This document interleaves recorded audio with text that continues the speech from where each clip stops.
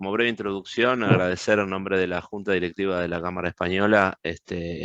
a todos los que están conectados, en particular a Gabriel por aceptar esta invitación a la exposición. Y le voy a dejar a Gabriel Viñales, vicepresidente de la Cámara, que haga la presentación oportuna de nuestro invitado de hoy. Así que, Gabriel, adelante. Bueno, buenos días a todos. Es un gusto estar aquí hoy. Una breve palabra de agradecimiento al economista Gabriel O'Donnell por haber aceptado gentilmente nuestra invitación y acompañarnos en la mañana de hoy. Como saben ustedes, la Cámara tradicionalmente organiza una charla de temas económicos a mediados de año. Curiosamente, es la primera vez que tenemos el gusto de recibir al economista O'Donnell en esta Cámara, así que muchas gracias, Gabriel. En particular, tengo el gusto de conocer a Gabriel desde hace mucho tiempo, tanto por actividades profesionales en CPA, en el Centro de Estudios Económicos de la Industria de la Construcción, y también como asesor permanente de la Cámara de la Construcción, cuya junta directiva también integro. La charla de hoy la he titulado La economía post-pandemia, el camino de la recuperación y los desafíos de la normalización, y básicamente la encargará de dos aspectos: del escenario internacional y en particular de la visión desde el Uruguay. Bueno, si bien Gabriel no precisa presentación, es un gusto decir en una muy breve reseña que Gabriel O'Donnell es economista, egresado de la Universidad de la República en el año 1992, tiene un doctorado en Historia Económica, otorgado por la Universidad de Barcelona en el año 2005, ha sido consultor para diversas instituciones, Banco Interamericano de Desarrollo, Banco Mundial, CAF, en distintos países: Argentina, Bolivia, Chile, Ecuador, Estados Unidos, México, Paraguay y Uruguay. Es profesor titular de Política Económica en la Universidad de la República y ha publicado diversos trabajos sobre economía política, crecimiento económico, comercio internacional, etc. Solamente antes de darle la palabra, les recuerdo que la dinámica será luego de la presentación que hará el economista O'Donnell. Habrá un espacio de tiempo para algunas preguntas que quieran hacerle, por lo tanto, los que gusten las pueden dejar escritas en el chat y al finalizar la exposición se las haremos llegar al economista O'Donnell. Bueno, sin más preámbulo, hay mucha gente que se sigue conectando por suerte, así que le doy la palabra a Gabriel para dar inicio a la charla. Muchas gracias. Muy bien, muchas gracias, Gabriel, y muchas gracias, Andrés, por la presentación. Agradezco a la Cámara, por supuesto, la invitación para estar aquí. Para mí es un honor poder compartir con ustedes estos minutos de intervención. Como les decía Gabriel recién, la idea es poder pasar revista a esta presentación que tiene este título. Básicamente el mensaje que uno le debería poder pasar es que el escenario que visualizamos hacia adelante es un escenario positivo en términos relativos a lo que venimos de asistir en estos últimos meses, pero todavía con mucha incertidumbre y sobre todo con mucha asimetría de situaciones, o con mucha heterogeneidad de situaciones, ¿no? Por lo tanto, la idea es poder trazar un pantallazo de cara al 2021-2022, donde en principio les digo que las noticias deberían ser, desde el punto de vista económico, mejores o consolidándose hacia una mejora, aunque todavía con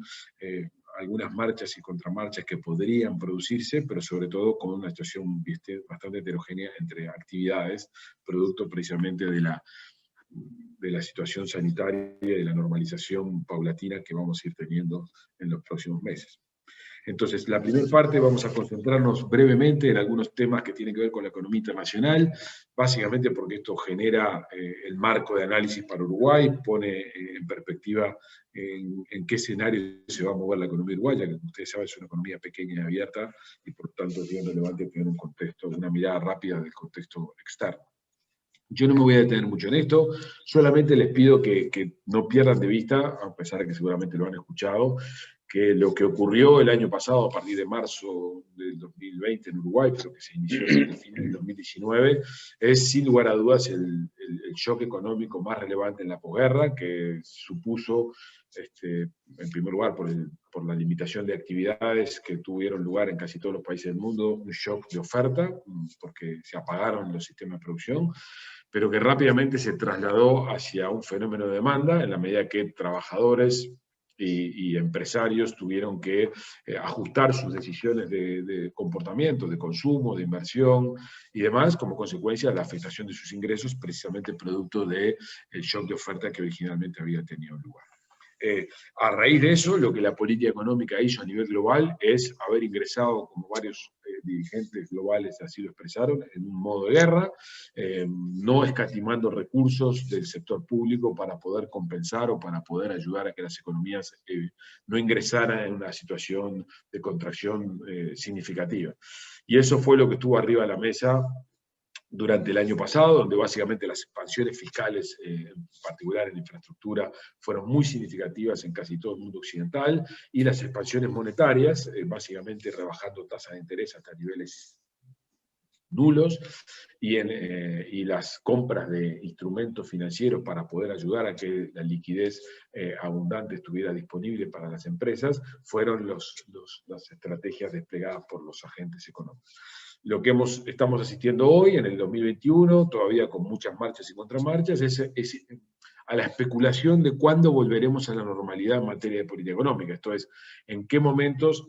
vamos a empezar a recoger la piola en materia de expansión monetaria, esto es, aumentar tasas de interés, esto es, a interrumpir los programas de compra de activos del tesoro, de las reservas de los distintos países, de manera tal de volver a situaciones monetarias más normales, y por otro lado, en qué medida las consecuencias de la expansión fiscal enorme que ha tenido lugar en los últimos 18 meses se pueden empezar a gestionar en un mundo más normal, porque a lo que ahora asistimos es a países con déficits fiscales muy grandes, deudas muy grandes, y por lo tanto lo que hay que intentar encontrar es una situación de mayor equilibrio a mediano plazo para evitar descalabros de la economía global en el futuro. Pero esos son los desafíos que están arriba de la mesa en el 2021, pero afortunadamente, como muestra esta placa, en un contexto de recuperación. Lo que ustedes ven allí en el gráfico de la izquierda son las proyecciones globales del Banco Mundial para la economía global, y como ven, la proyección de junio del 2021, que está allí graficada en azul, es levemente mejor que la de enero del 2021, con la misma forma, esto es, con un rebote importante que tuvo lugar a partir de la segunda mitad del 2020, con una consolidación de recuperación en 2021, y ahora un progresivo enlentecimiento, pero manteniéndose en niveles de crecimiento positivo. Acá la clave para que este proceso persista y se consolide es básicamente el avance de la vacunación, esto es, el hecho de que las medidas de restricción a la movilidad efectivamente queden superadas, y eso depende crucialmente de los resultados en materia de vacunación, tanto en Estados Unidos como en Asia como en Europa. Y lo segundo son los estímulos fiscales, que siguen siendo cruciales para sostener algunas actividades que son intensivas en mano de obra, porque los mercados laborales se vieron muy afectados. Lo que ven en el gráfico a la derecha es para distintos países del mundo seleccionados el tiempo que se requiere para volver a recuperar el nivel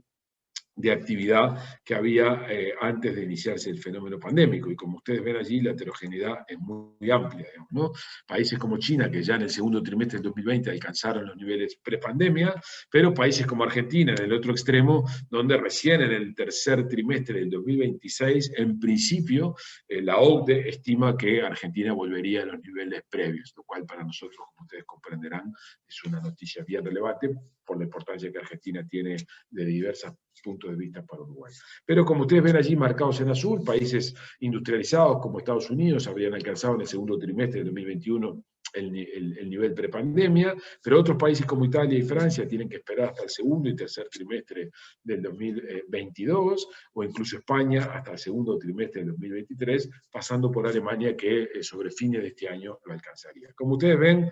en principio el proceso de normalización está en curso, es lento, es asimétrico,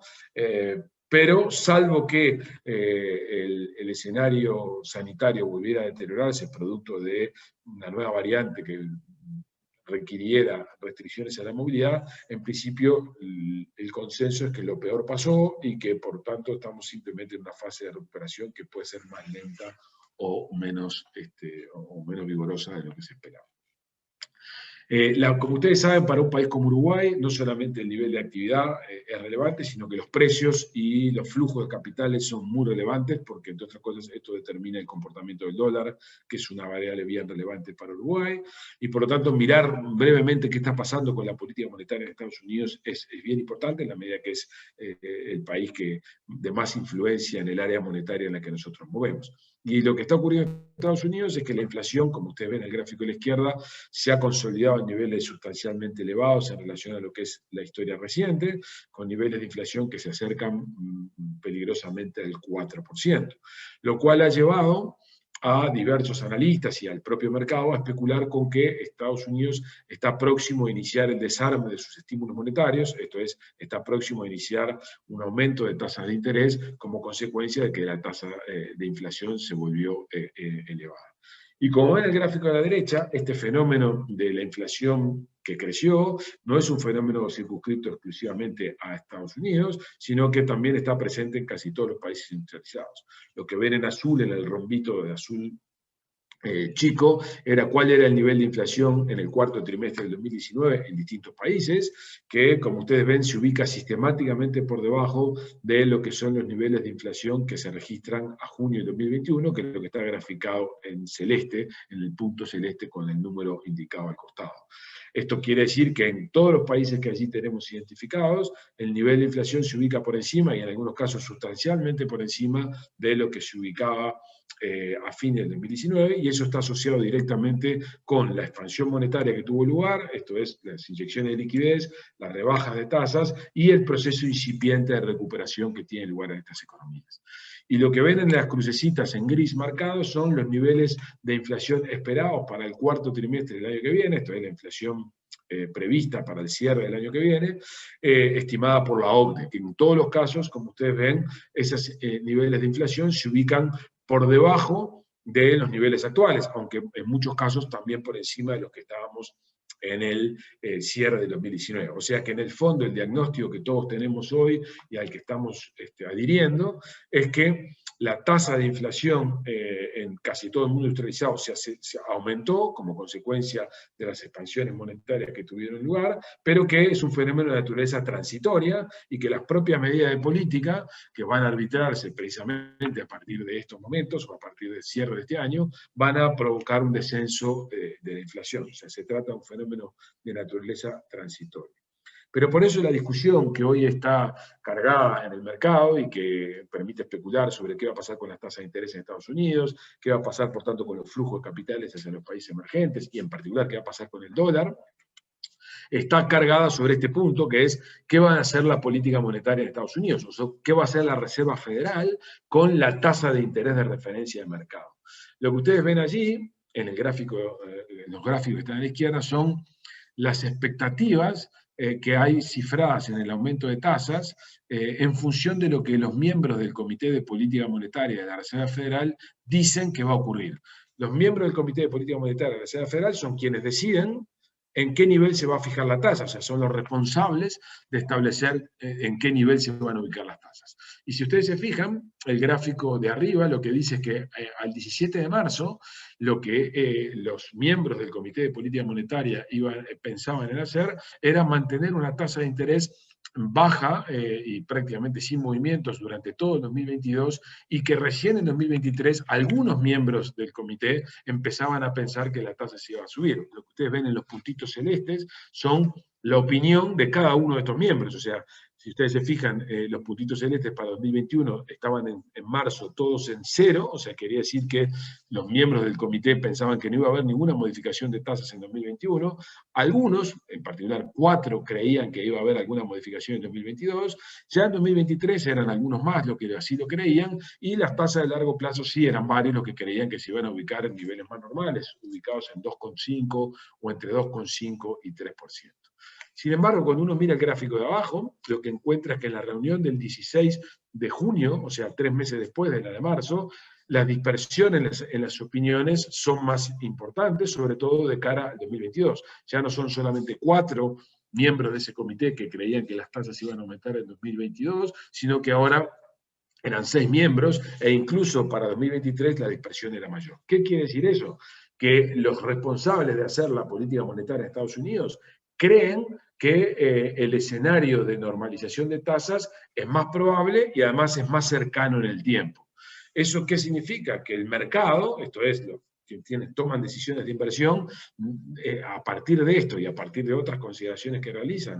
de cómo funciona el mercado financiero con tasas de interés, pero con tasas de inflación más elevadas, empiezan a especular que el desarme monetario es más inminente. ¿Y eso qué quiere decir? Que seguramente están tomando decisiones en materia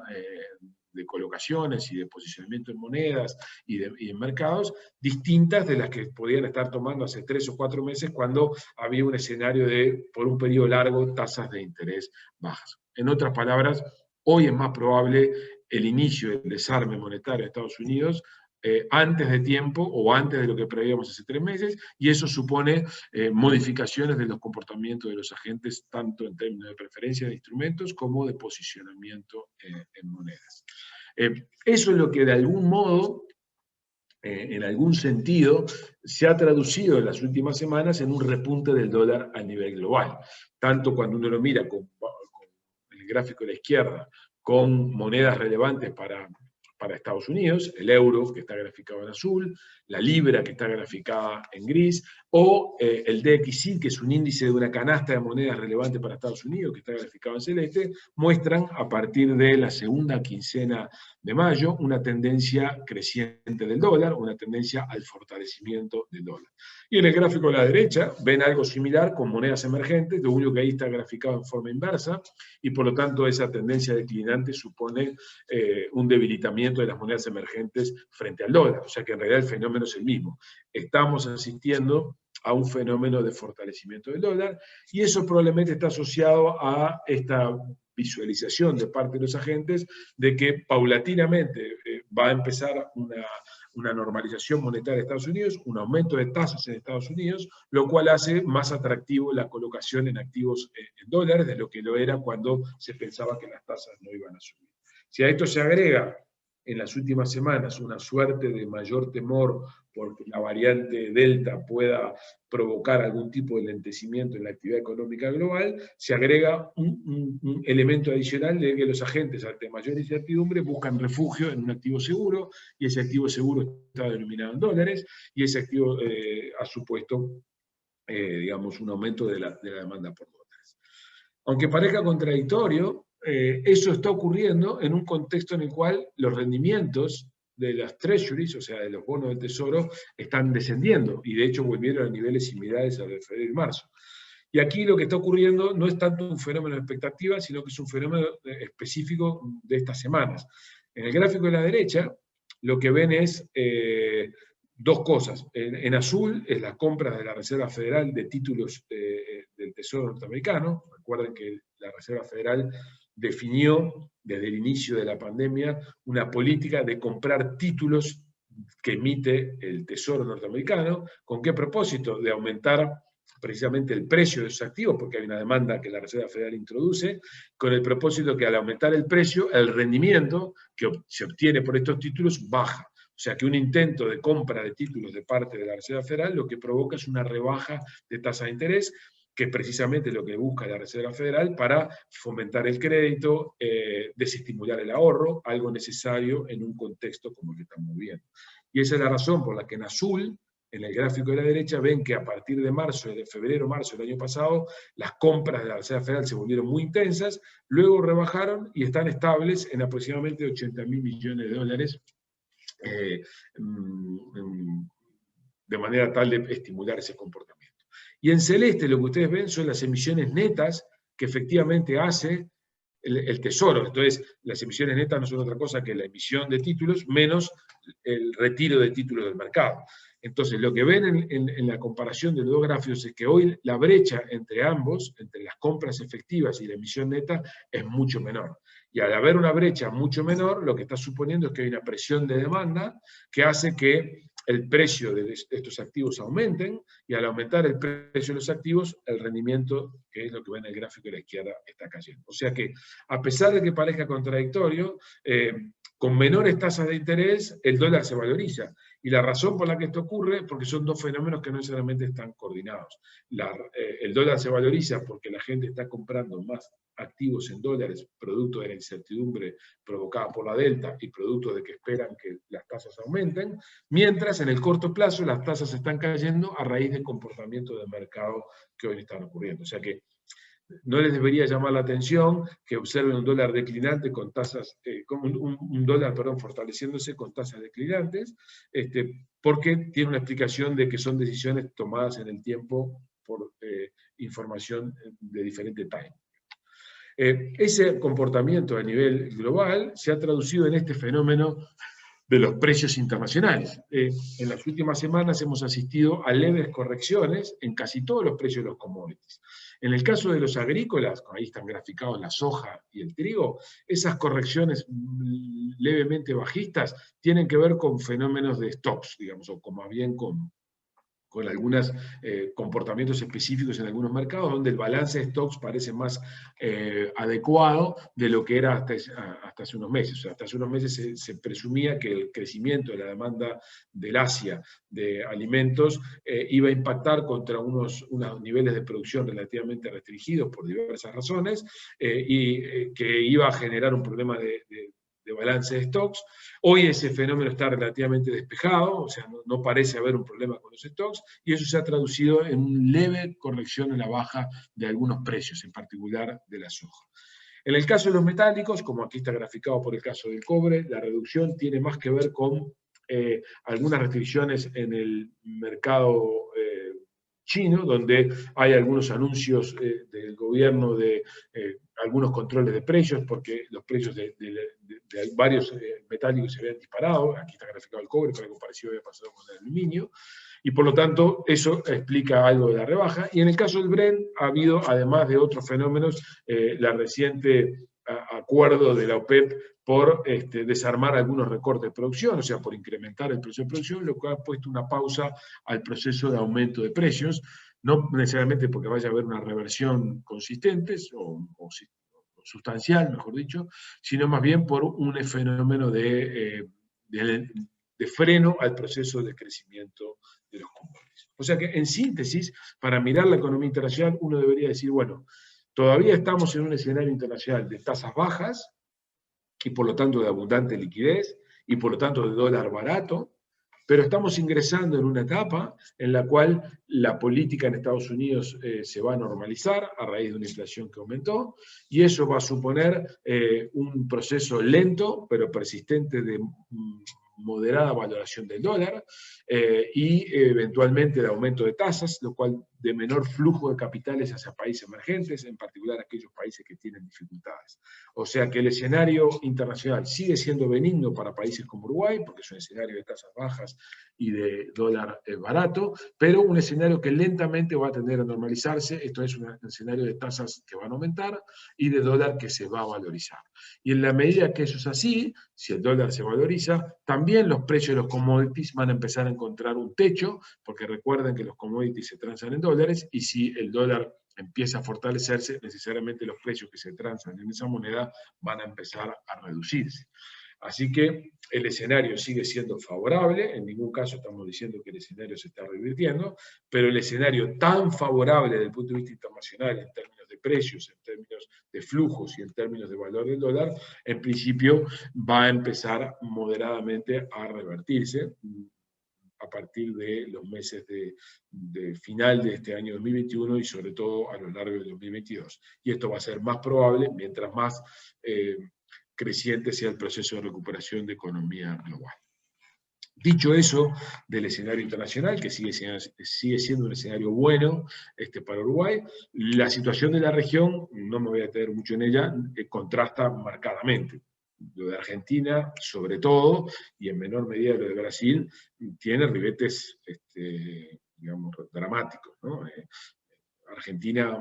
va a tener a finales de 2021 un PIB per cápita menor que el que tenía hace 11 años. O sea que un proceso de reversión tan significativo como el que ha tenido Argentina es pocas veces visto, sobre todo por una economía de ese tamaño.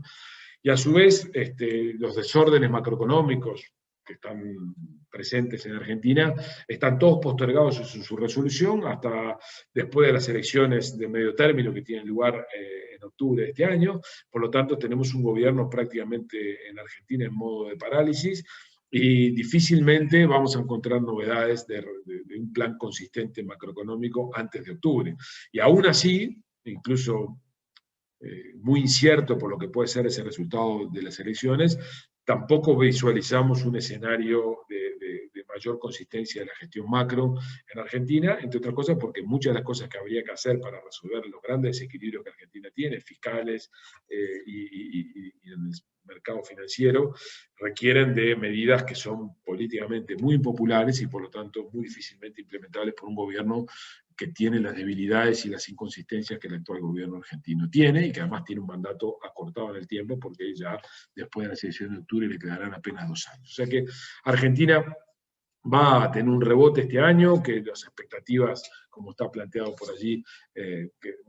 cifran en 6,3, nosotros creemos que va a ser algo menos de eso, pero que como ven en el cuadro, van a estar, ese crecimiento no va a permitir recuperar los niveles de producción previos, porque la contracción del año pasado fue sustancialmente mayor a los niveles de recuperación esperados para este año, y por lo tanto, recién sobre 2023 se alcanzarían niveles de actividad asimilables a los del periodo previo al inicio de la pandemia. O sea que Argentina no va a ser una fuente de ayuda para Uruguay, más bien va a ser una fuente de dolor de cabeza, como les voy a mostrar en algunos momentos, que hasta por precios relativos vamos a tener un problema cuando las fronteras se abran. Y con el caso de Brasil la situación es diferente, las expectativas están mejorando porque hay unas buenas perspectivas para el sector agropecuario, básicamente porque los precios están en buen nivel, y por otro lado porque la producción de algunos cultivos relevantes ha tenido buen desempeño en la última zafra, y a su vez el ritmo de vacunación se ha acelerado moderadamente, lo cual también ha mejorado las expectativas, pero en cualquier caso la situación macroeconómica de Brasil sigue siendo frágil, su situación fiscal es débil, y sus perspectivas hacia adelante de mejora requieren de reformas muy complejas que están enlentecidas o están detenidas a partir del momento que la pandemia empezó, e incluso con divergencias al interior del gobierno entre la visión de Bolsonaro y la visión de su ministro de Economía. Bolsonaro más conservadora en el sentido de avanzar en esas reformas mientras se acerca el periodo electoral, mientras que Guedes con una vocación de hacer algunas reformas, sobre todo la previsional, la tributaria, perdón, más ambiciosas, pero que en cualquier caso hoy están paralizadas. Brasil no va a ser una fuente de malas noticias para Uruguay, pero tampoco va a ser una fuente de extraordinaria ayuda, porque su crecimiento, si bien es más intenso del que se esperaba para este año, converge a una tasa de crecimiento del 2% a partir del año que viene, que es una baja tasa de crecimiento que ayuda, pero que no derrama significativamente para Uruguay. Y a su vez, como les voy a mostrar en un ratito, los precios también con Brasil están en un nivel desfavorable, todo lo cual no va a permitir o presenta ciertas amenazas para Uruguay. O sea que, dicho en breve, cuando uno mira la situación de la economía del sector externo de Uruguay, uno encuentra dos cosas. Un escenario internacional benigno, pero en proceso de reversión, y un escenario regional muy complejo, con mucha inestabilidad macro, con muchos temas por resolver que no van a resolverse a corto plazo, y con muchos desafíos para la política económica uruguaya una vez que la situación sanitaria tienda a normalizarse y las fronteras tiendan a abrirse por diferencia de precios, como les voy a mostrar enseguida. Vayamos rápidamente a Uruguay, y aquí les voy a trazar algún panorama también con señales mixtas en el proceso de recuperación, pero señales de recuperación sin duda, y una serie de desafíos para la política económica que van a estar a la orden del día de aquí a marzo del año que viene, y que del éxito que el gobierno tenga en la resolución de esos desafíos va a depender mucho del cierre del periodo de gobierno a partir del 2023 en adelante, ¿no? Entonces, primero, veamos lo siguiente. Si ustedes se fijan, el proceso de rebote económico en Uruguay empezó tempranamente, allá por junio del 2020, producto de la situación sanitaria favorable que tuvimos a lo largo de todo el invierno y la primavera pasada. Sin embargo, a partir de finales del año pasado, y sobre todo a partir de marzo de este año, ese proceso de recuperación empezó a enlentecerse o se interrumpió, ingresó a una fase más restrictiva, y hace que todavía el PIB que tenemos en el último dato conocido del PIB de Uruguay, que es el de marzo del 2021, hace que estemos por debajo de los niveles que teníamos en 2019. De hecho, la economía rebotó casi 9% del valle que tuvimos allá por junio del año pasado. Sin embargo, todavía estamos 4% por debajo de los niveles que teníamos en 2019. Este escenario, a su vez, de recuperación es muy asimétrico. Fíjense que la recuperación ha estado liderada fuertemente por las actividades primarias, que están disfrutando de un escenario de precios internacional favorable, como les comenté al pasar, y también por la construcción fuertemente influida por la obra de UPM y las obras colindantes a UPM, que tuvieron el año pasado un crecimiento significativo. Tenemos una industria manufacturera que está creciendo y se está recuperando, pero en el promedio de lo que se recupera la economía, pero sobre todo tenemos un conjunto de sectores, donde están esencialmente los sectores orientados al mercado interno y expuestos al turismo, típicamente sectores de comercio, esparcimiento, alojamiento, alimentos y bebidas, que crecen muy por debajo del promedio. O sea, el proceso de recuperación de la economía uruguaya es muy heterogéneo, con sectores que lideran la recuperación, agro y construcción, con sectores que están creciendo en el promedio, típicamente la industria manufacturera, y con sectores fuertemente postergados, que son los que están expuestos a las medidas de distanciamiento que tuvieron que mantenerse a lo largo del segundo trimestre de este año a raíz del deterioro de la situación sanitaria que tuvo lugar en el verano. Cuando uno mira algunos indicadores, recuerden que en Uruguay, como ocurre en muchos lugares, pero en Uruguay en particular, los indicadores de actividad se divulgan con cierto rezago, o sea que solamente conocemos los datos del primer trimestre de este año 2021, habiendo ya cerrado el segundo trimestre del 2021, para el cual conoceremos los números en septiembre. Entonces esa es la razón por la que tenemos que recurrir a algunos indicadores adelantados o algunos indicadores de actividad que nos permiten tratar de entender qué está ocurriendo hoy, digamos. Y cuando uno mira eso, este es el pantallazo que muestran estos indicadores, uno encuentra que la situación es diversa, digamos, ¿no? Por ejemplo, las ventas de automóviles de 0 kilómetros han seguido creciendo de manera intensa y han estado creciendo no solamente por encima de los niveles de 2020, que fueron muy extraordinariamente bajos en la primera mitad, sino que lo están haciendo por encima del 2019. Eso es lo que muestra claramente para ciertos segmentos de ingresos, medios y medios altos, un aumento del consumo de bienes duraderos, producto de que hay un conjunto de actividades que no se pueden desplegar, por ejemplo viajes, y por lo tanto una buena parte de estos ingresos en dólares de estos hogares, de ciertos sectores de ingresos, en lugar de canalizarse al rubro turismo, se han canalizado a la compra de bienes de consumo duradero, y eso ha supuesto que en la segunda parte del año pasado, como lo muestra el gráfico azul, o en la primera parte de este año, las ventas están creciendo a muy buen ritmo, y probablemente año 2021 sea un año de récord, o que se acerque a los años de récord de venta como fueron 2013 y 2014. La recaudación de la DGI, después de haber atravesado por un valle muy importante en 2020, está rebotando, y por lo tanto, como lo ven ahí en el segundo gráfico, está con tasas de crecimiento del orden del 17% en términos interanuales, aunque con una leve desaceleración registrada en abril. Las ventas de gasoil, las ventas de gasolina también muestran niveles importantes de recuperación, aunque a partir de marzo las dos muestran una leve contracción, producto precisamente de las medidas de mayor restricción a la movilidad, y eso muestra que el mercado interno está con un proceso de recuperación, pero todavía intermitente. Las exportaciones de bienes, que venían performando muy bien desde la segunda parte del año pasado, registran una leve caída en abril, pero no es preocupante. Nosotros seguimos creyendo que las exportaciones van a ser uno de los motores de la recuperación a partir de a lo largo de todo este año, y el índice de volumen físico de la industria manufacturera también muestra niveles de recuperación fuertemente asociados al sector agroexportador, que está performando bien. O sea que, en síntesis, cuando uno mira los indicadores adelantados o los indicadores coincidentes de actividad, uno encuentra que todo lo que es orientado hacia el mercado externo está performando relativamente bien. Lo que es el mercado interno es muy dependiente de la movilidad, y por eso que las ventas de gasolina y de gasoil tienen estas marchas y contramarchas que se muestran a partir de marzo, pero que a partir de ahora deberían mejorar. Y la recaudación de la DGI también está mostrando que los niveles de recuperación son intermitentes, pero en cualquier caso, en niveles de recaudación mejores que lo que teníamos incluso en el cierre del año.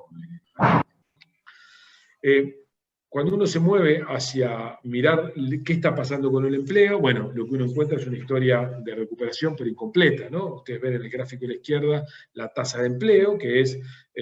las personas que efectivamente están trabajando en relación a la población en edad de trabajar. Hoy se ubica esa proporción en 54%, está por debajo de lo que habíamos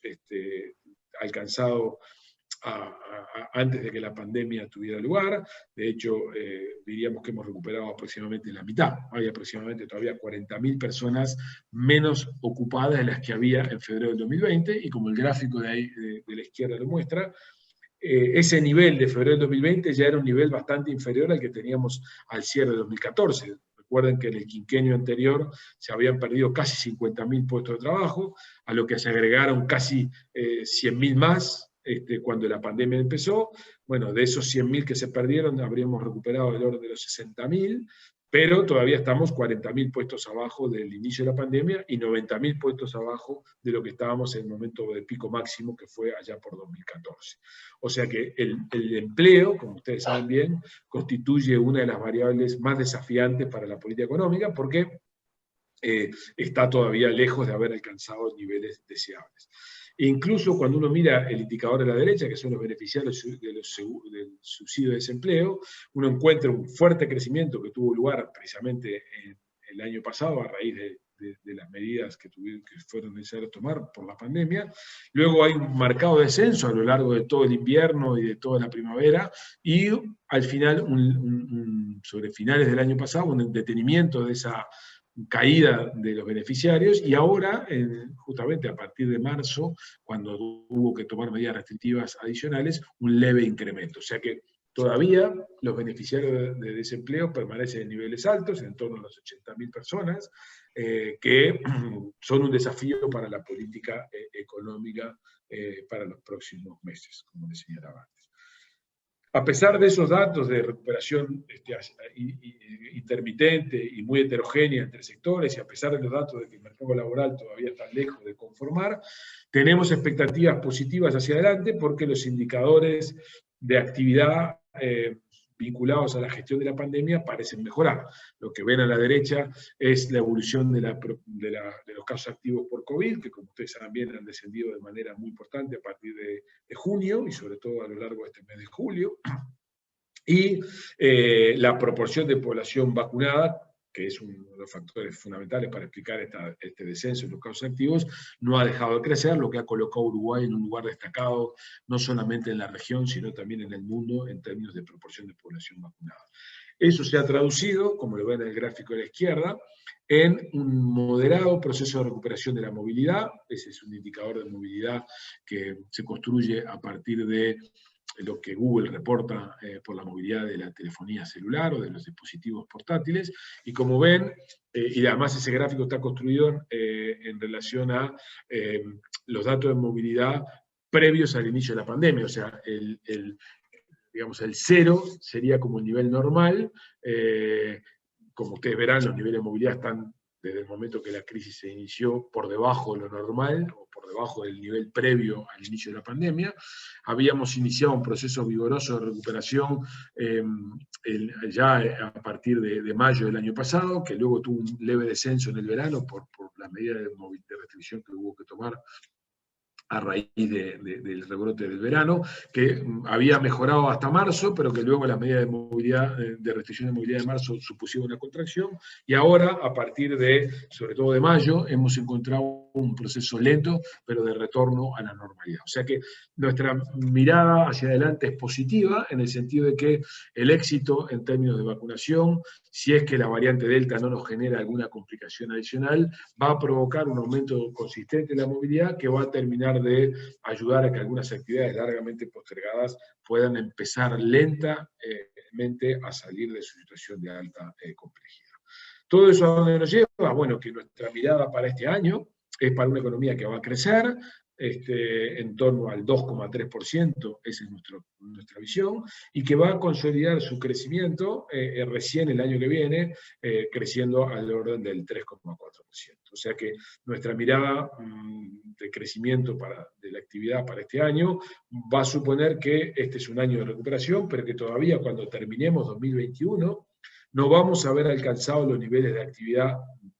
previos al inicio de la pandemia, porque el 2,3% no compensa la caída del 5,9% que tuvo lugar el año pasado. Recién en la primera mitad del año que viene, probablemente en el segundo trimestre, alcancemos los niveles de actividad previos al inicio de la pandemia. Por supuesto, este escenario de predicción no está exento de riesgos. Podría ocurrir que un ingreso de alguna variante generara alguna restricción adicional de la movilidad. No lo vemos hoy como probable, no está incorporado en nuestro escenario, pero deberíamos pensar que eso es un riesgo que enfrenta a la baja este escenario de predicción. Y el otro escenario digamos, de incertidumbre para nuestro escenario de pronóstico es la situación sanitaria regional, que tiene una interpretación compleja. Ya sea que la situación no mejora sustancialmente en la región y no levantamos el cierre de fronteras, o ya sea que efectivamente mejore y levantamos el cierre de fronteras, ambos fenómenos pueden generar sobre la recuperación esperada un enlentecimiento. Si la situación sanitaria mejora, porque levantaremos el cierre de fronteras, pero eso nos va a exponer, como les voy a mostrar enseguida, a un escenario de precios muy desfavorable de Uruguay con la región. Eso puede significar que para algunas actividades, típicamente el retail de frontera, sobre todo en el litoral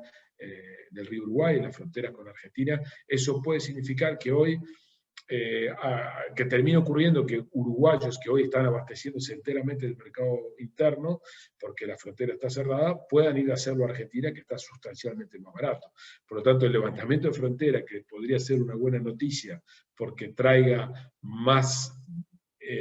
turismo, también puede constituirse en una amenaza porque más uruguayos vayan a abastecerse del otro lado o más uruguayos terminen haciendo turismo del otro lado porque las diferencias de precios hoy son muy significativas. O sea que aún un escenario de mejora sanitaria podría complejizar. Y por supuesto, en el escenario de no mejora sanitaria supondrá una permanencia de frontera cerrada, lo cual introduce una restricción para algunas actividades del turismo, típicamente en la zona este o en la zona de Colonia, digamos, o en la costa de Montevideo, del Uruguay.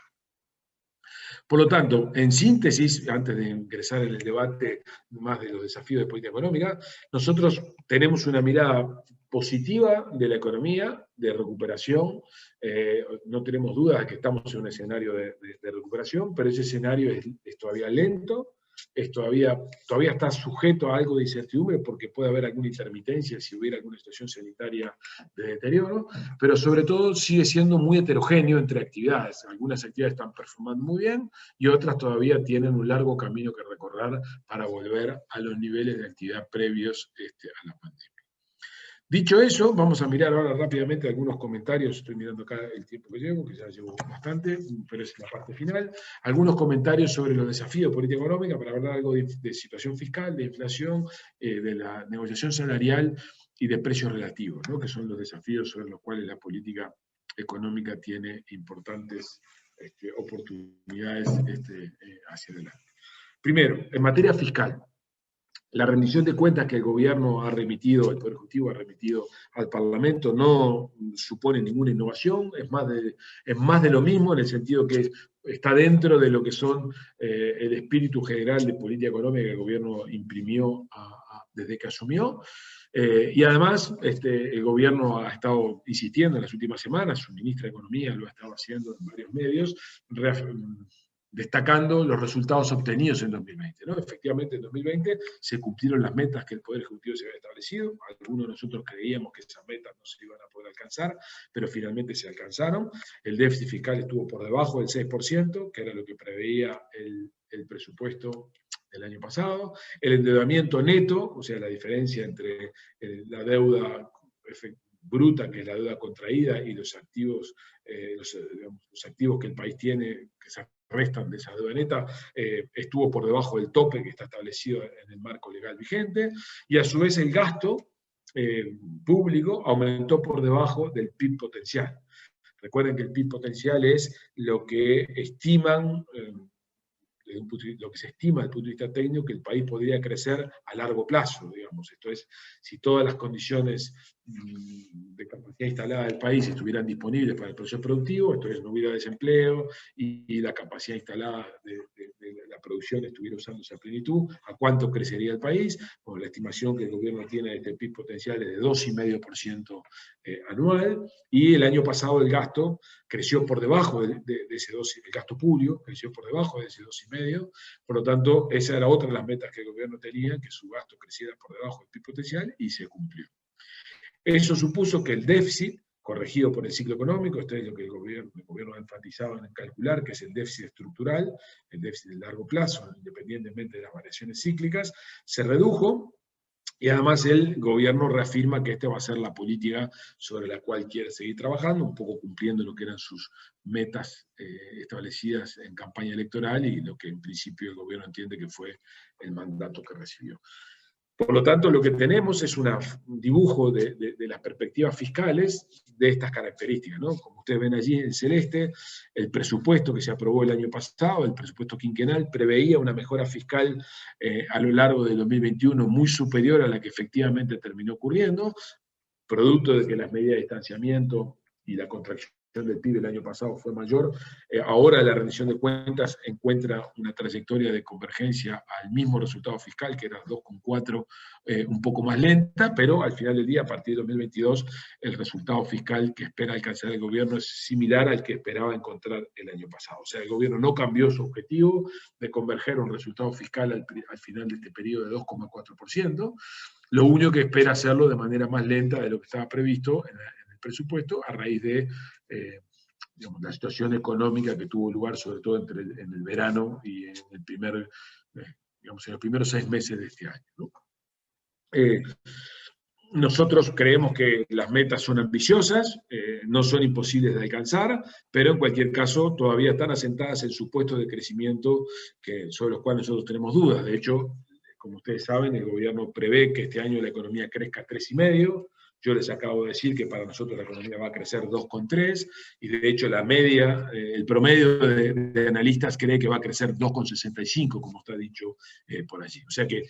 todavía el gobierno tiene un largo camino que recorrer en materia fiscal para terminar de convencernos a nosotros, los analistas, pero también a las calificadoras de riesgo y a los inversores de que sus metas fiscales son alcanzables.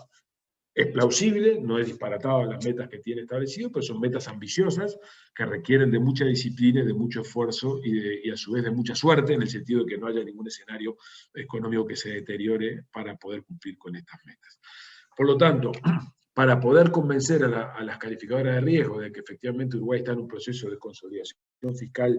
importante de cara a resolver el problema fiscal que heredó esta administración de la administración anterior, es muy importante dos cosas: que la rendición de cuentas que se termine sancionando en este periodo efectivamente consolide la evolución del gasto esperada,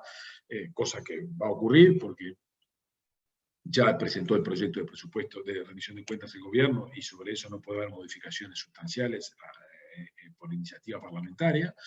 A su vez tiene que seguir mejorando la evolución de la recaudación, cosa que depende crucialmente de la velocidad de normalización económica. Como les dije antes, nosotros creemos que esto va en un proceso favorable, pero más lento de lo que el gobierno espera. Y lo otro que tenemos que encontrar es que la reforma de la Seguridad Social, que hoy está en pleno proceso de discusión en la Comisión, efectivamente ingrese en un proceso más concreto, esto es, que haya alguna iniciativa legislativa que se presente en algún momento de este año o principios del año que viene, para terminar de convencernos a todos los que miramos esto de afuera de que efectivamente hay un programa fiscal consistente que ataca el problema principal del desvío fiscal de los últimos años, que es el de la seguridad social. Si el gobierno logra aprobar, como creemos que lo va a hacer, una revisión de cuentas alineada a esto, no tiene un accidente económico significativo por un deterioro sanitario adicional, y a su vez logra ingresar en el Parlamento un proyecto de ley con un grado alto de probabilidad de ser aprobado, que además ataque el problema de fondo de la seguridad social, creo que a finales de este año el gobierno habrá podido trazar una estrategia fiscal creíble que le siga permitiendo mantener el grado inversor, que es la calificación de la deuda, y le siga generando este escenario de credibilidad en materia de gestión de finanzas públicas. Es un escenario desafiante, pero no imposible de verificarse. El otro punto tiene que ver con las pautas, la discusión de pautas salariales e inflación, que, como ustedes saben, está a la orden del día. El gobierno remitió, el Poder Ejecutivo remitió, o puso arriba de la mesa hace una semana y media, 2 semanas, las pautas para discutir en la 9ª ronda de negociación salarial. Y como ustedes ven en este pequeño esquema que está planteado aquí, el gobierno armó 3 niveles de pautas, digamos. Uno para pequeñas, medianas y grandes empresas, otro para microempresas, y otro para sectores en problemas. Para las 2 primeras categorías, las pequeñas, medianas y grandes empresas, y para las microempresas, propone un horizonte de 2 años, un acuerdo de 2 años. Para los sectores en problemas, propone un horizonte de 1 año, precisamente para contemplar esta incertidumbre que está alojada en ellos.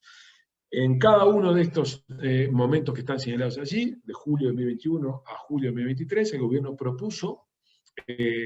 aumentos establecidos en las pautas nominales genéricas. 2,5 en julio de 2021 para las pequeñas y medianas empresas,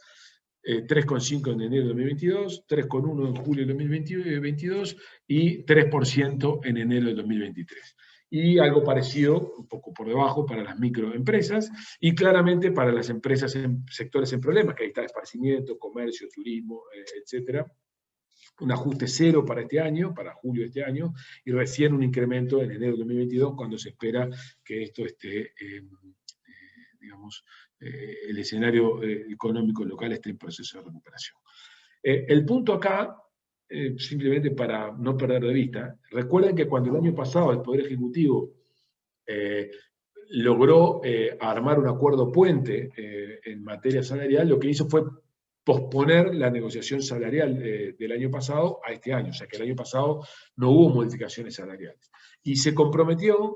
para poder lograr el acuerdo de parte de los trabajadores de eso, de que a lo largo de este periodo de gobierno no iba a haber caída de salario real, de manera tal de que se iba a iniciar la recuperación salarial de la pérdida que se fuera a producir a partir de justamente de este momento.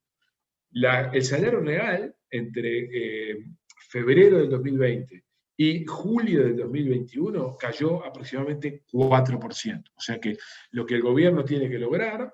es que al final del 2024 esa caída de salario real se compense. O sea, los salarios reales tienen que subir 4% de acá a diciembre, a diciembre de 2024, digo bien, para poder cumplir con ese compromiso asumido. Y al mismo tiempo tiene que encontrar en las pautas un mecanismo que permita ir teniendo en cuenta la evolución de la inflación de los próximos meses. O sea que estas pautas lo que deben contener son 2 cosas. Uno es cómo le va a contar a los trabajadores que va a empezar el proceso de recuperación de la pérdida del 4% de salario real, y lo segundo es cómo va a evitar que el aumento de la inflación o la evolución de la inflación vuelva a generar caída de salario real en los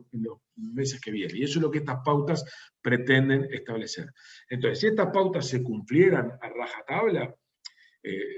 dados los niveles de inflación que el gobierno espera tener, lo que va a terminar ocurriendo al final del periodo de esta 9ª ronda, es en julio de 2023, que el salario real va a haber crecido 1% para los sectores menos afectados y 1,6% para el resto de las empresas. O sea, dicho en otras palabras, del 4% que se perdió, todavía le va a faltar por recuperar en la última etapa de este periodo de gobierno, o sea, lo que va a venir en la 10ª ronda, que ocurrirá entre julio de 2023 y diciembre de 2024, le va a faltar por recuperar 3 puntos o 2,4% adicional. O sea que el compromiso es desafiante para el gobierno porque todavía lo que le va a quedar por recuperar el salario real en la última etapa es muy grande cuando se aproxima el periodo electoral. Bueno, por supuesto que esta propuesta del gobierno es controversial y va a traer una discusión larga, tanto para el sector empresarial, que sostiene que los niveles de empleo todavía están muy altos, de desempleo están muy altos, y por lo tanto no es conveniente avanzar mucho en recuperación salarial. Otros dicen estamos en serias dificultades y no podemos mejorar salarios porque los niveles de rentabilidad están bajos. Pero del otro lado los trabajadores sostienen que, bueno, que en realidad la corrección es insuficiente, que con estos niveles de corrección todavía se está muy lejos de cumplir con la meta de recuperar salario a lo largo del periodo, que a su vez las metas inflacionarias o las expectativas inflacionarias que el gobierno tiene implícitas en las pautas no son creíbles, que los trabajadores para sectores muy afectados, que según el PIT-CNT son aproximadamente 50.000, van a tener una mayor pérdida de salario real todavía. O sea que la discusión salarial que nos queda por delante no es sencilla, digamos, ¿no? Y por lo tanto va a estar cargada de un alto componente político. El último comentario que quiero hacerles aquí, ustedes ven que aquí en julio de 2023, estamos poniendo correctivo CPA 3,3, eso supone lo siguiente, que si por alguna razón la inflación que el gobierno está previendo para los próximos 2 años no se cumpliera y tuviera lugar la inflación que nosotros en CPA estamos esperando, dado lo que las pautas están estableciendo, tendría que haber una corrección en escalón en julio de 2023 de 3,3%, ¿no? O sea, en otras palabras, dada la inflación que nosotros esperamos en nuestro escenario actual para los próximos 2 años, si las pautas se cumplen como está establecido en ellas, el gobierno va a tener que permitir que en julio de 2023 haya un escalón de aumento nominal de salarios de 3,3%, lo cual es un escalón bien significativo. Pero eso dependerá de con qué inflación lleguemos a ese momento. Si el gobierno tiene razón, en el sentido de que la inflación va a ceder de manera sustancial en los próximos meses, este ajuste sería sustancialmente menor del que nosotros estamos previendo. Si por el contrario nosotros tuviéramos en la mirada actual, y ahora voy a ir sobre eso, razón en que la inflación no va a ceder mucho en los próximos meses, entonces el ajuste va a ser de este calibre que está planteado aquí. Porque el gobierno, implícitamente en sus metas, lo que está previendo es esto que ustedes ven aquí, que la inflación va a bajar hasta 4,7% al cierre del 2022. De hecho, el gobierno espera que este año la inflación se ubique en 6,9 al final del año, que se ubique en cierre 2022, perdón, en 5,8 y en cierre 2023 en 4,7. O sea, el gobierno tiene una mirada muy ambiciosa en términos de desinflación y está actuando para lograrlo, está empezando a actuar para lograrlo. Por lo tanto, es muy importante para entender si las pautas se van a cumplir y de qué manera se van a cumplir, es entender qué probabilidad tiene la inflación de converger a lo que el Banco Central dice o qué probabilidad no tiene. Y por eso es que el punto siguiente es discutir este tema que es nuestra mirada de la inflación. Y acá me quedan solamente 2 placas, así que ya estoy terminando, pero acá lo que les quiero plantear es lo siguiente. Esta es nuestra mirada actual de la inflación. O sea, nuestra mirada actual es que la inflación después del dato de junio, que cerramos en junio con 7,3% de inflación en términos interanuales, va a permanecer de aquí a finales de 2022 por encima del techo del rango meta actual del Banco Central, que se ubica en 7%. O sea, se va a consolidar en torno al 7%. Esa mirada nuestra de predicción de la inflación está afincada en una mirada pasiva de la política monetaria. ¿Qué quiere decir pasiva? Es sin tomar en cuenta eventuales acciones de política monetaria que el Banco Central podría empezar a tomar precisamente a partir de ahora. O sea, dicho en otras palabras, si el Banco Central no hiciera nada, esto es, mantuviera una actitud pasiva y por tanto su tasa de referencia de política monetaria no se modificara y se permaneciera en el 4,5% como está ubicado hoy, eso supondría un deslizamiento del tipo de cambio en nuestra mirada del 5,5% en 2022, o sea que tendríamos una depreciación moderada del tipo de cambio, lo cual haría que la inflación, todo lo demás constante o o haciendo las consideraciones que nosotros hacemos sobre los precios, la inflación se ubicara en este tema, en este nivel de 7%. O sea, que la inflación no terminara de ceder y se ubicara en niveles más bajos que en los últimos años, pero no en los niveles tan bajos como el Banco Central prevé. Si nosotros tuviéramos razón en esta mirada, o si lo que fuera a terminar ocurriendo es esto que estoy diciendo aquí, ese es el escenario, voy un segundo para atrás, en el cual el correctivo de inflación en julio de 2023 se va a ubicar en 3,3. Ahora, si por el contrario el Banco Central tuviera razón y la inflación convergiera a estos niveles que están aquí, este correctivo sería sustancialmente menor e incluso podría llegar a ser nulo en un escenario extremo. Ahora, ¿de qué depende que la inflación converja a lo que el Banco Central pretende o no? De muchos factores, de la evolución del dólar a nivel global, de la evolución del precio del petróleo a nivel global, de los desafíos en materia fiscal a nivel global, pero también de las decisiones que el Banco Central tome en materia de política monetaria. Y nosotros creemos, a diferencia de lo que yo mismo les hubiera dicho hace 4 semanas o 5 semanas, que hay un escenario posible, o sea, el Banco Central tiene una oportunidad. Se están dando un conjunto de situaciones por las cuales tiene una oportunidad para lograr pegarle un golpe a la inflación a la baja y desinflacionar la economía. Pero para eso requiere aumentar la tasa de interés a la brevedad. Y nosotros creemos que en la reunión de agosto del Copom vamos a conocer el primer anuncio de aumento de tasa de política monetaria, que va probablemente de 0,5%, que haga que la tasa de interés se mueva del 4,5% actual al 5%, y probablemente de aquí a fin de año veamos sucesivos movimientos de la tasa de política monetaria que la lleven a 6%, mostrando un comportamiento más comprometido o más firme del Banco Central para combatir la inflación, que hasta ahora no lo venía haciendo, producto de la pandemia y producto de la necesidad de ayudar al sector privado, al sector real de la economía, a atravesar esta situación de complejidad. Pero en la medida que los indicadores económicos y sanitarios empiezan lentamente a mejorar, y en la medida que nos ubicamos en el segundo semestre, que era el momento en el cual el Banco Central pensaba revisar su estrategia, nosotros creemos que se están dando un conjunto de circunstancias por las cuales el Banco Central va a mover ficha. Eso sumado a, como les dije antes, que el precio del petróleo tiene probabilidades de no seguir creciendo al ritmo que lo venía haciendo, que ingrese en una fase de más moderado aumento, y eso sumado a un escenario político complejo, que se le acaba de abrir al Poder Ejecutivo, hacen que haya alta probabilidad que el gobierno procure dar una batalla por la inflación. ¿Cuál es ese escenario complejo? Bueno, la obtención de las firmas para el referéndum de parte de quienes impugnaron estos artículos de la Ley de Urgente Consideración, esencialmente el movimiento sindical, el movimiento social y el Frente Amplio, hacen que la tensión política o la convulsión política en torno a los meses de marzo, abril del año que viene sean importantes. No es lo mismo llegar a ese momento político más efervescente que el actual, con una inflación convergiendo a lo que el Banco Central cree que debe ir, que es llevando moderadamente por debajo del 6%, que llegar a ese momento con una inflación completamente fuera de lo que son las perspectivas de inflación del Banco Central, porque en ese caso el deterioro del salario real va a haber continuado. O sea, dicho en otras palabras, ahora el escenario político hace que el gobierno tenga una presión adicional para llegar a ese momento político más complejo con un compromiso antiinflacionario más firme, porque si lograra llegar a ese momento con una inflación efectivamente convergiendo a donde quiere llevarla, no va a haber habido deterioro del salario real adicional, y eso va a suponer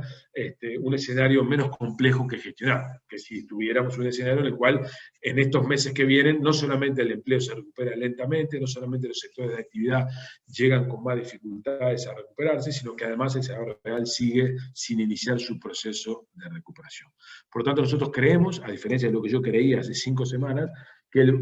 las autoridades económicas en este nuevo escenario externo, en este nuevo escenario,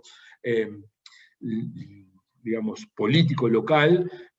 y este nuevo escenario de precios internacional, va a intentar dar la batalla con firmeza para desinflacionar, para lo cual tiene 6 o 7 meses para alinear las expectativas de los agentes. Y este es el último comentario, y eso tiene un riesgo para algunos sectores. Fíjense un momento este gráfico. Este gráfico lo que mide es el tipo de cambio real bilateral de Uruguay con distintos países del mundo, con sus principales socios comerciales. Este gráfico se debe medir como, o se debe interpretar, mejor dicho, como los precios en dólares de Uruguay respecto de esos destinos.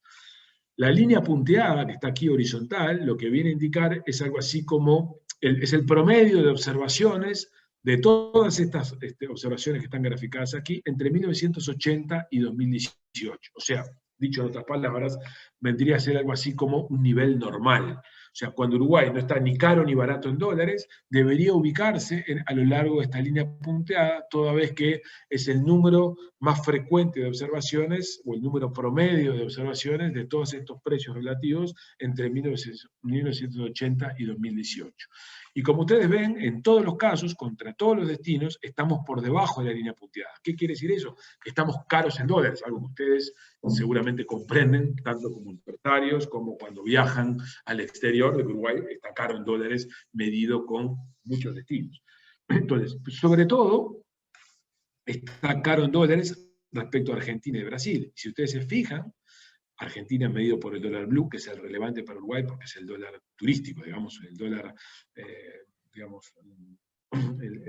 el dólar en argentino oficial solamente tiene sentido para el comercio formal, pero todo lo que es comercio fronterizo, todo lo que es turismo, está jalonado por el dólar al cual los consumidores logran comprar esa divisa en Argentina. Por lo tanto, cuando yo miro el dólar blue, nosotros estamos 52% caro en dólares respecto al promedio histórico de observaciones, que es un nivel de precios en dólares más caro, o la diferencia de nivel de precios en dólares más alta que la que teníamos en el 2001, antes de que la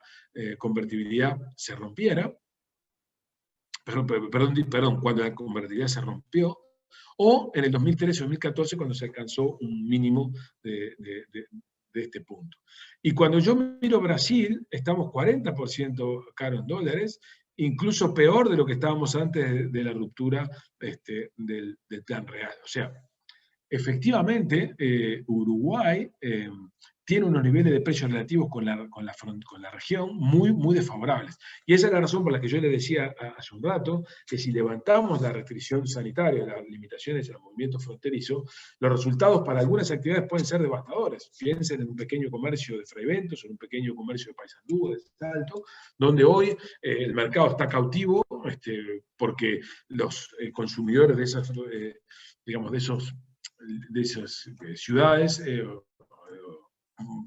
digamos, tienen impedido transitar al lado argentino, mientras que si levantáramos la frontera, al no estar impedidos, podrían comprar una serie de productos de la canasta del otro lado. Y algo parecido pasa con Brasil.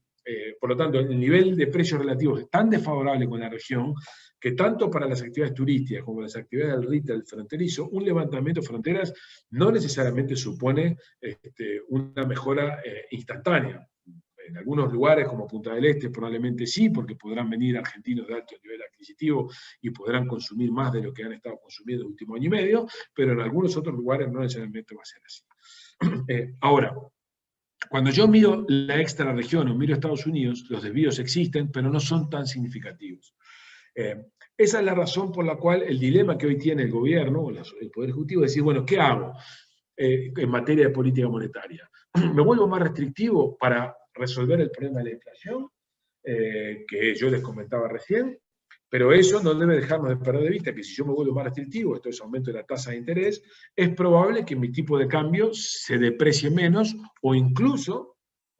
se aprecie algo. Ahora, eso lo que me va a hacer es jorobar al sector exportador o al sector expuesto al comercio de frontera. Entonces, seguramente lo que el hacedor de política hoy está mirando es decir, bueno, muy bien, si yo me comprometo con la inflación, aumento de la tasa de interés y arriesgo a no depreciar tanto el peso uruguayo o aprecio más el peso uruguayo, a los que venden al resto del mundo, o sea, a los que le venden al mercado chino o al mercado europeo o al mercado que está localizado iraní, que está localizado fuera del territorio de la región,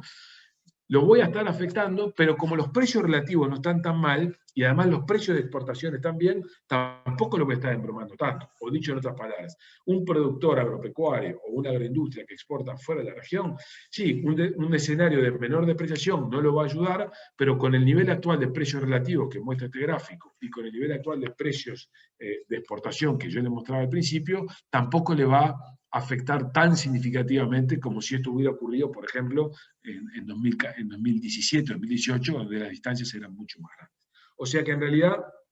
para una base del electorado de este gobierno, que son los exportadores y todo lo que está detrás de la cadena exportadora, probablemente una política monetaria más contractiva no es una noticia a la que adhieran con cariño, pero tampoco es algo en lo que se van a poner de punta como si hubiera ocurrido allá por 2017-2018. Y donde va a tener el problema el gobierno, o donde va a tener los mayores niveles de descontento si no ayuda a una mejor competitividad, es básicamente con los empresarios o los negocios expuestos a la región. Ahora, la pregunta es, ¿qué puede hacer la política monetaria en Uruguay para compensar estas distancias de esta magnitud? Y yo lo que le respondo rápidamente es nada. No hay ninguna política monetaria que el Banco Central pudiera desplegar para lograr recomponer competitividad con Argentina y con Brasil, porque los problemas de este desvío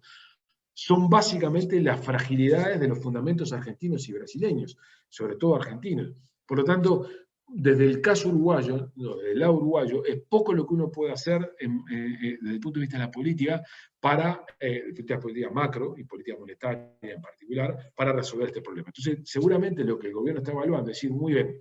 yo me voy a comprometer con la inflación, arriesgo a apreciar todavía el tipo de cambio un poco más o a no depreciarlo tanto.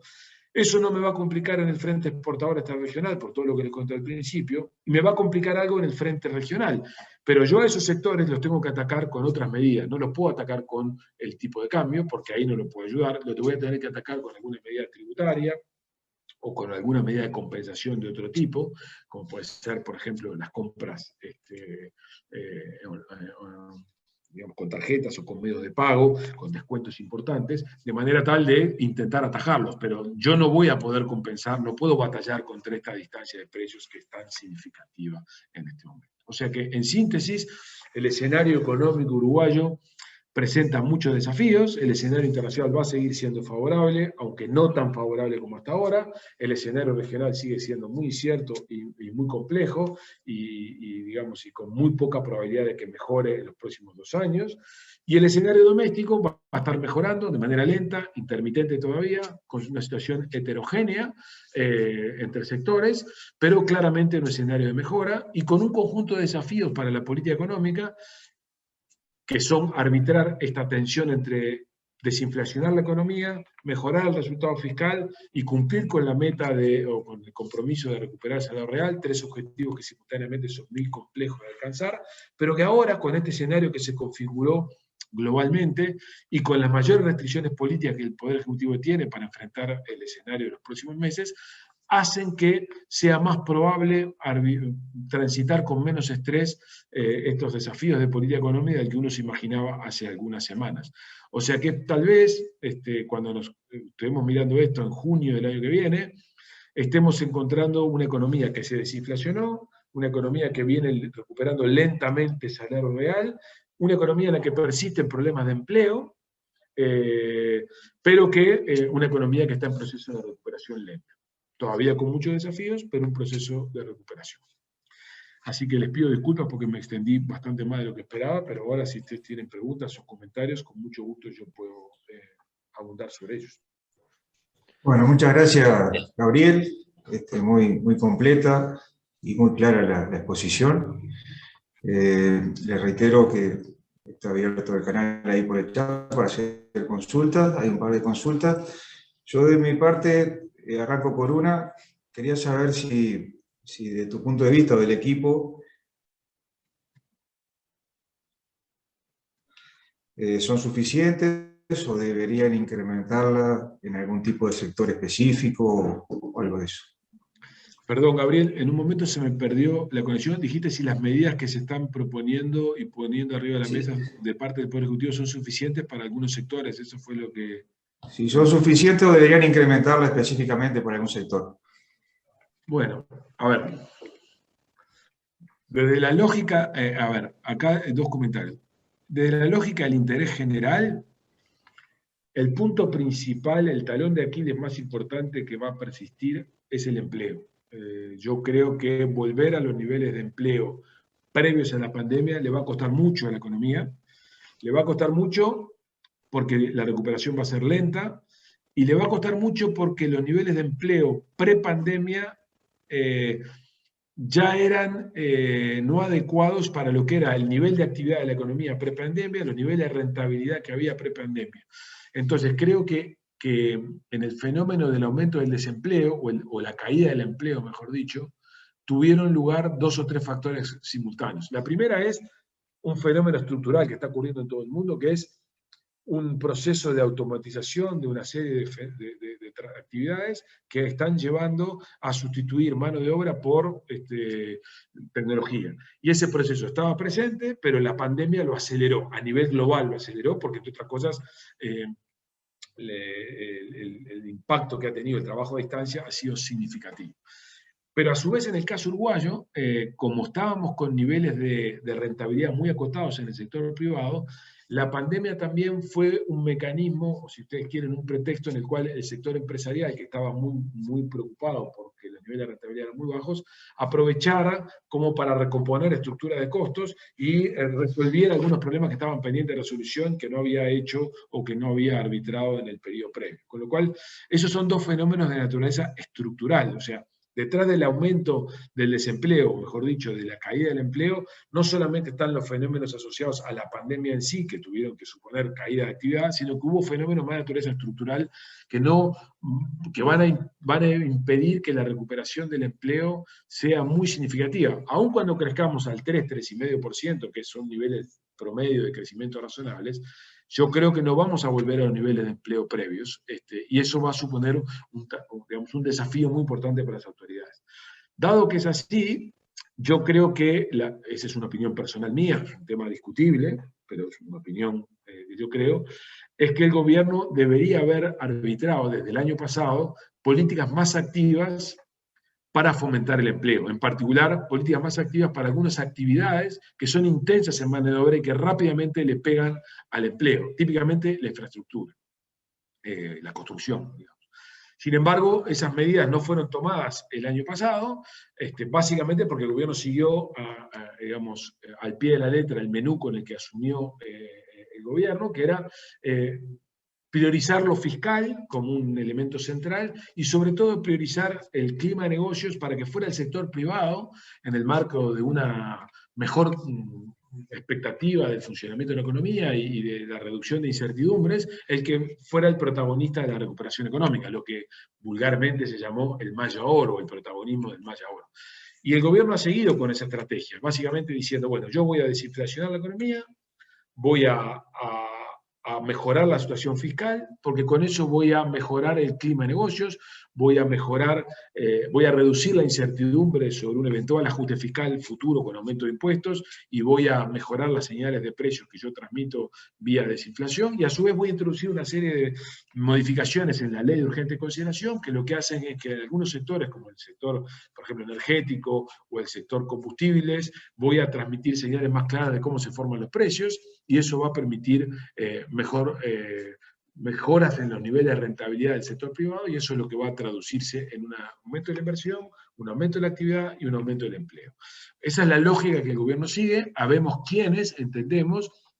que ese era el diagnóstico probablemente adecuado y correcto parados en diciembre del 2019, pero con todo lo que ocurrió con la pandemia, hubiera sido necesario apuntalar mejor al empleo vía políticas de estímulo o de promoción de actividades, de obras de infraestructura que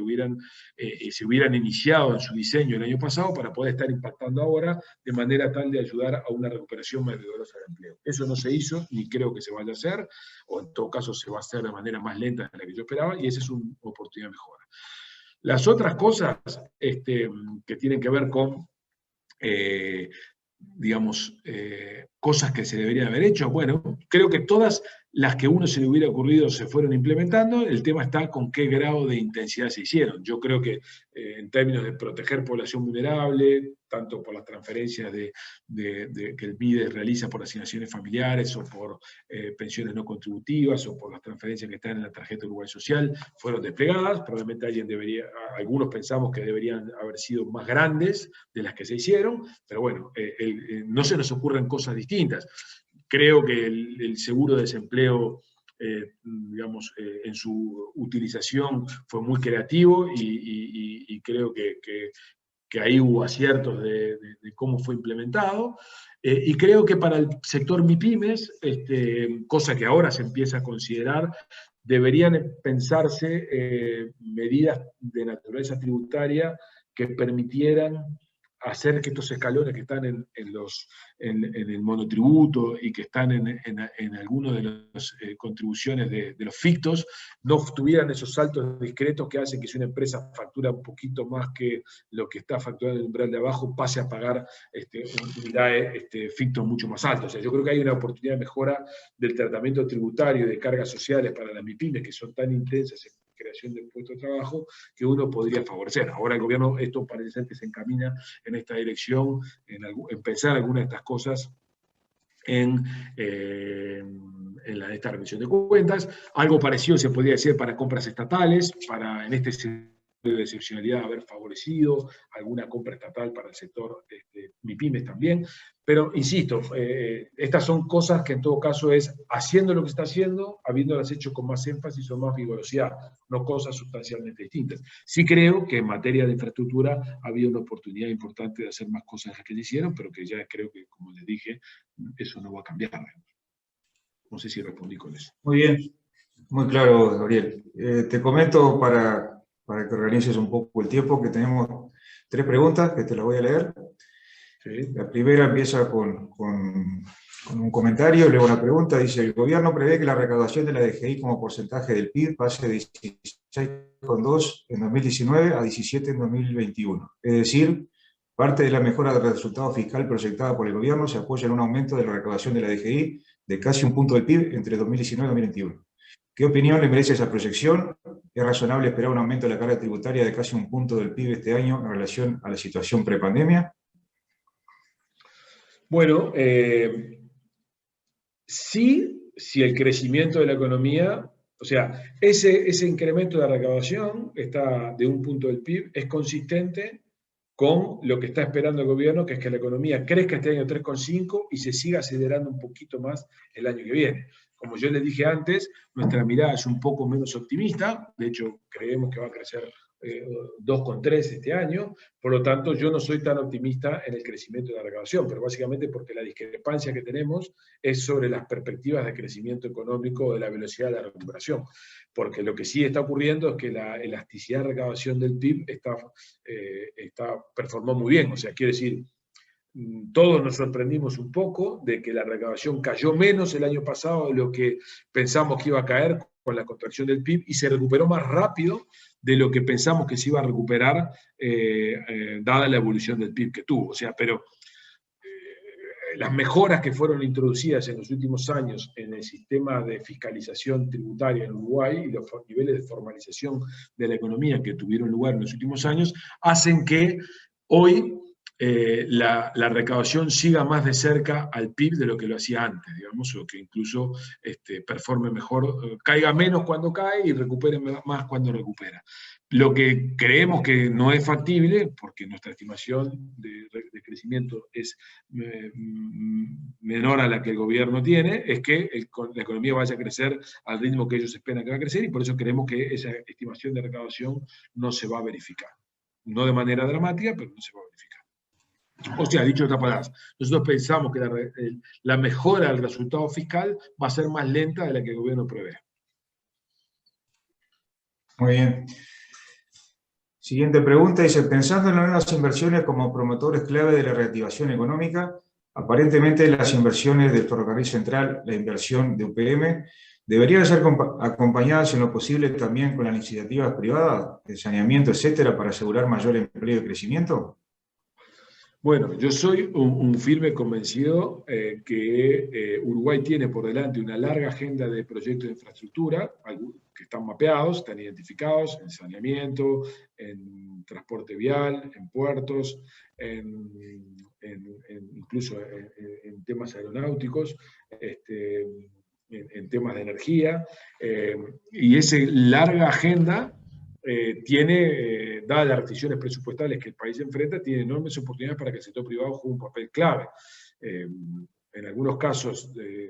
mediante concesiones, mediante proyectos PPP, o mediante contratos crema, etcétera, haciendo uso de todos los instrumentos que están disponibles. Que en el fondo siguen siendo uso de recursos públicos, porque en la mayoría de esos casos son pagos por disponibilidad o pagos por uso, que va a terminar haciendo alguien donde el sector público juega un papel clave.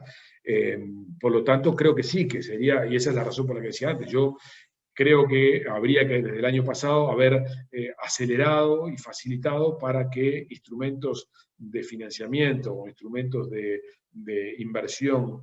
del sector privado hubieran podido canalizarse al financiamiento de obras de infraestructura, de manera tal de haber generado la disponibilidad de esa infraestructura anticipadamente, de manera tal de haber generado una reactivación del empleo más vigorosa de la que finalmente se dio. Pero bueno, me consta que tanto el presupuesto como incluso algunas iniciativas privadas que ahora se han puesto sobre la mesa, por ejemplo, en temas de saneamiento y de agua, el gobierno las está mirando con mucha atención y probablemente eso se empiece a desenvolver. Lo que pasa que en el mejor de los casos los efectos de esas iniciativas van a empezar a tener lugar en 2023, cuando algunas de esas cosas ya se podrían estar empezando a disfrutar o observar en 2022 si se hubiera actuado desde el año pasado. Bien, te paso a leer la última pregunta. Dice un comentario: desinflacionar la economía es negativa para la corrección fiscal esperada para el 2022. ¿El gobierno no priorizará el resultado fiscal y el grado inversor por sobre la desinflación? Buena pregunta. A ver, en el límite final, si hubiera una tensión, mi impresión es que sí. O sea, cuando yo decía hasta hace 5 semanas, yo capaz que hubiera dicho una cosa distinta, era precisamente por eso, porque yo lo que decía es que hay 3 objetivos que el gobierno tiene muy claros en materia de política económica. Uno es la desinflación, otro es la consolidación fiscal, o sea, cumplir con una mejora fiscal de manera tal de fortalecer el grado inversor, y el otro es cumplir con el compromiso de que el salario real no va a caer en este periodo de gobierno. Esos son los 3 ejes sobre los cuales gira el compromiso de la política económica. Las 3 cosas juntas se tensionan entre sí. Permítanme que les ponga un ejemplo. Si aumenta el precio del petróleo, como ocurrió hace unas semanas, y el primer cuatrimestre del año, el gobierno se enfrentó a un dilema. ¿Qué hago con las tarifas? ¿Las aumento? Y eso compromete y eso le pone un escalón a los precios, y por lo tanto conspiro contra el objetivo desinflacionario en algún sentido. Y además, al mismo tiempo, si aumento los precios de los combustibles, no estoy cumpliendo con algunas de las cosas que en campaña dije, que era no afectar la competitividad del sector transable de la economía. Pero si no las aumento, y por lo tanto trato de cumplir con esos 2 objetivos, el problema que hago es que sobre los números de ANCAP, digamos, genero peores resultados, incluso eventualmente arriba de tener pérdidas, lo cual supone un deterioro fiscal, porque en algún sentido ANCAP o contribuye con menos, o incluso erosiona el resultado fiscal. Ese es el típico dilema que le produce a la política macro en Uruguay una presión del precio del petróleo. Pero yo les dije al pasar que la expectativa que tenemos es que la evolución del precio del petróleo, por razones diversas, va a continuar al alza, pero no en la misma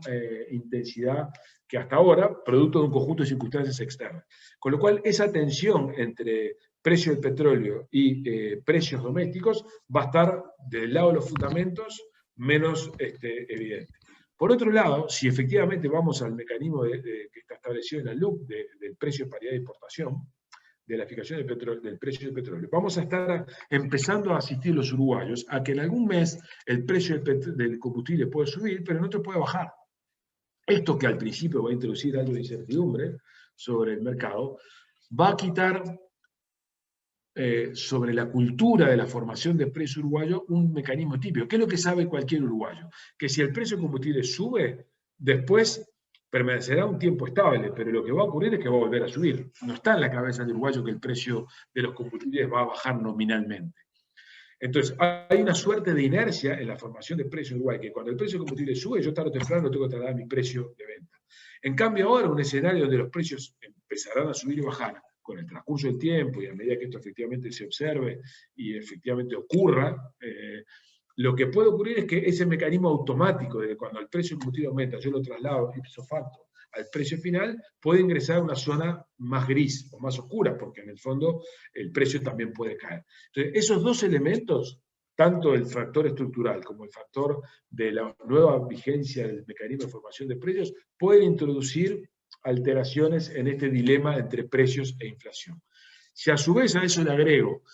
un escenario de más compromiso en materia monetaria, donde el gobierno, el Banco Central va a ir por una política monetaria más restrictiva, que va a suponer un aumento de tasa de interés, y eso va a suponer que la presión sobre el dólar va a revertirse, entonces probablemente tengamos una menor depreciación o incluso una apreciación. El otro factor que me suele presionar sobre mis costos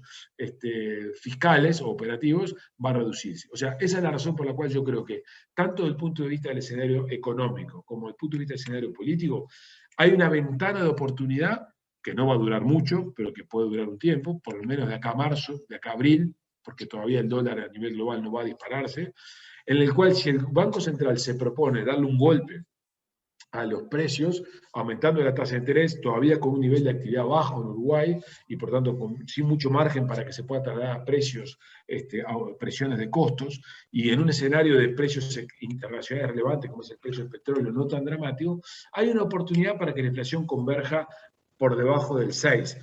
Y si la inflación converge por debajo del 6 en un escenario de precios relativos que, digamos, como que el precio de los combustibles, ahí el Banco Central va a haber ganado una batalla para incidir sobre las expectativas de los agentes en un proceso desinflacionario. Por eso yo creo que este dilema, que efectivamente está bien formulado en la pregunta, tiene una oportunidad de pausa de aquí a 6 meses. Ahora, si en el límite final hubiera una tensión entre cumplir el objetivo de fiscal e inflacionario, o inflacionario y de cumplimiento de no perder el salario real, el gobierno se va a decantar por dejar a la inflación como el objetivo que caiga. Dicho en otras palabras, tanto por el lado fiscal por esto, como por el lado de los salarios, si el gobierno se acerca al periodo electoral y se da cuenta que no va a cumplir con el compromiso de que el salario real no caiga, va a arbitrar alguna salida para que los salarios nominales crezcan de manera tal de evitar que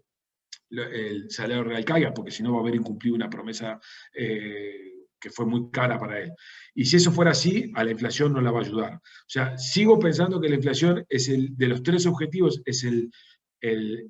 más débil de los tres, pero creo que hay altas chances de que, por lo menos en los próximos 6 meses, el gobierno pueda dar una batalla por desinflacionar, y si lo logra, el escenario para adelante puede ser bien distinto. Bueno, muy bien, muy claro. Te comento que hay varios mensajes de saludos, de felicitación y agradecimiento por la exposición, de parte mía y de parte de la Cámara Española. Te agradezco, Gabriel, el tiempo que nos ha dedicado y la claridad de esta presentación, y agradezco también a todos los que participaron, a todos los presentes, por estar junto con nosotros. También les comento que en brevedad seguiremos organizando nuevos eventos que ya serán comunicados por todas las vías habituales de la Cámara. Así que bueno, les deseo una buena jornada a todos y muchas gracias. Muchas gracias, Gabriel, muchas gracias a la Cámara y a todos los participantes, gracias a Andrés también, así que saludos a todos. Bueno, muchas gracias para todos.